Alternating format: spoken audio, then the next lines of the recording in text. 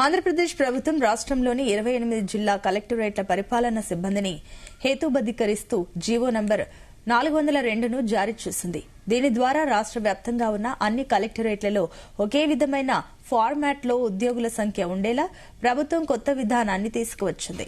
ప్రతి జిల్లా కలెక్టరేట్లో 85 పోస్టులు ఉండేలా ఏకరూపత తీసుకువచ్చారు. ఇందులో 53 రెగ్యులర్ అధికారులు, 32 మంది అవుట్సోర్సింగ్ సిబ్బంది ఉంటారు.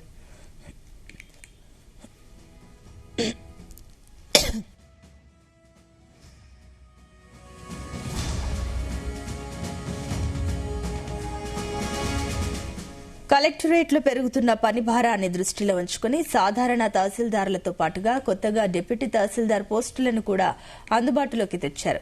అవసరం ఉన్నట్లు గుర్తించిన 95 పోస్టులను ప్రభుత్వం సర్ప్రైజ్ చేసింది.